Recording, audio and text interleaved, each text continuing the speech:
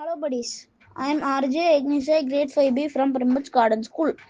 This is the message praise Savitri by Aravindo. In the impeccable field of secret self, the outer little being, vast the support, parted from vision by earth's solid fence.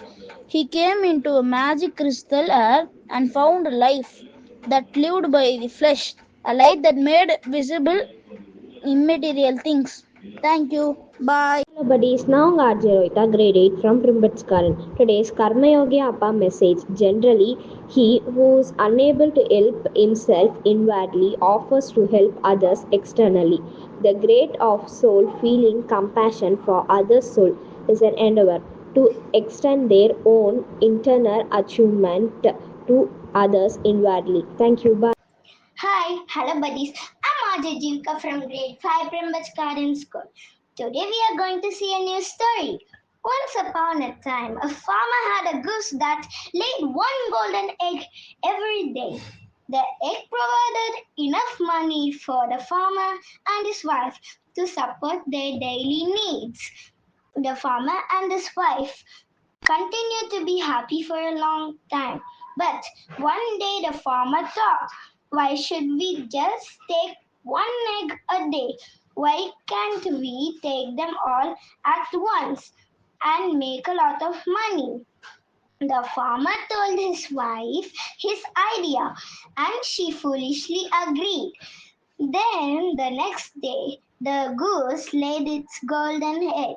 The farmer was quick with a sharp knife. He killed the goose and cut its stomach open, hoping to find all its golden eggs. But as he opened the stomach, he only found guts and blood.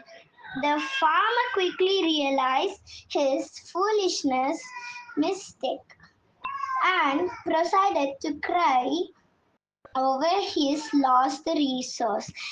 As the days went on, the farmer and his wife became poorer and poorer because of their foolishness. The moral: never act before you think.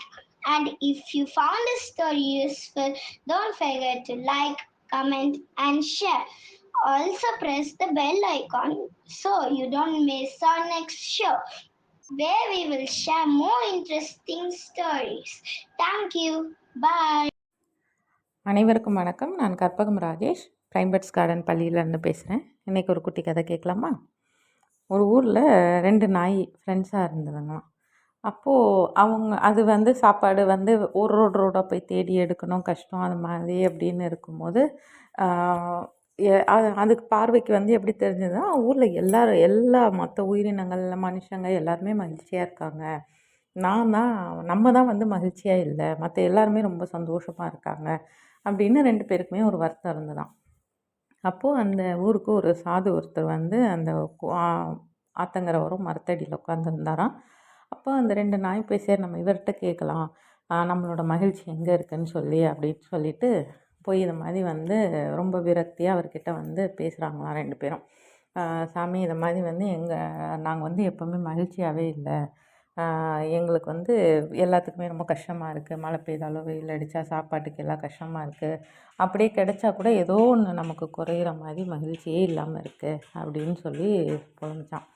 அப்போ அந்த சாமி சொன்னாராம், ஐயோ அப்படிலாம் இல்லை, உன்னோட மகிழ்ச்சி உன்னோட வாலில் தான் இருக்குது அப்படின்னு சொல்லிட்டாராம். சொன்னோடனே 2 நாயும் வந்துருச்சான். அதுலேருந்து பார்த்தா அடுத்து கொஞ்ச நாளைக்கெலாம் அதில் ஒரு நாய் என்ன பண்ணிச்சோம், ரொம்ப சந்தோஷமாக ஹாப்பியாக கிடைக்கிறத சாப்பிட்றது, இருக்க இடத்துல தூங்குறது மாதிரி ரொம்ப ஹாப்பியாக இருந்துச்சான். அந்த இன்னொரு நாய்க்கு மட்டும் சந்தோஷம் இல்லாமையே இருக்க மாதிரி இருந்துச்சான். அப்போது இந்த ரொம்ப சந்தோஷமாக இருக்கு இல்லையா, அந்த நாய் இதுக்கிட்ட ஏன் நீ ஏன் இன்னும் இதுவாக இருக்க, கஷ்டமாக இருக்க, நம்ம தான் மகிழ்ச்சியோடு தானே இருக்கணும்னு, இல்லையே அப்படின்ட்டு பார்த்தா அந்த நாய் என்ன பண்ணுதான், அந்த வாலில் தானே மகிழ்ச்சி இருக்குதுன்னு சொன்னார் அவர் அப்படின்னு சொல்லிட்டு தலையை திருப்பி அந்த வாலை பிடிக்கிறதுக்கு முயற்சி பண்ணிக்கிட்டே இருக்குமா. மகிழ்ச்சியை நம்ம பிடிச்சிடணும் அப்படின்ற மாதிரி முயற்சி பண்ணிக்கிட்டே இருக்குமா. ஆனால் இன்னும் ஃபஸ்ட்டு அந்த நாய் சந்தோஷமாக இருந்தது இல்லையா, அது என்ன பண்ணுமா, நம்ம கூட தான் மகிழ்ச்சி இருக்குது, நம்மக்கிட்டே தான் இருக்குது, நம்ம வால் நம்ம பின்னால் இருக்குது, அதில் நம்மளோட சந்தோஷம் இருக்குதுன்னு நினச்சிட்டு ஜாலியாக இருந்துச்சான். ஸோ இப்போ 2 பேர்த்துக்கு வித்தியாசம் பார்த்தீங்களா? இது இது வந்து வேறு ஒன்றுமே இல்லை. நம்ம என்ன நினைக்கிறோமோ, இப்போ அந்த நாய் வந்து மகிழ்ச்சியாக இருக்குன்னா அதே மாதிரி தான் சாப்பிட்ருக்கோம், அதே மாதிரி தான் தூங்கியிருக்கோம், எல்லாம் பண்ணியிருக்கோம். இருந்தாலும் மனசுக்குள்ளே என்ன வருதுன்னா நம்ம சந்தோஷம் நம்மக்கிட்ட தான் இருக்குது அப்படின்னு அதுக்கு ஒரு எண்ணம் வந்த உடனே அது ஆட்டோமேட்டிக்காக கிடைக்கிறத சந்தோஷமாக ஏற்றுக்குச்சு. ஆனால் அது என்ன சந்தோஷம், அதை பார்க்கணும், அது எப்படி அது அப்படின்னு சொல்லி அதை ஆராய்ச்சி பண்ண ஆரம்பித்தோன்னு வச்சுக்கோங்க, இருக்க நிம்மதியும் இல்லாமல் போயிடும். அதனால் கிடைக்கிறத வச்சு சந்தோஷமாக இருக்கணும். நெக்ஸ்ட் ஒரு குட்டி கதையில் மீட் பண்ணுறேன். நன்றி, வணக்கம்.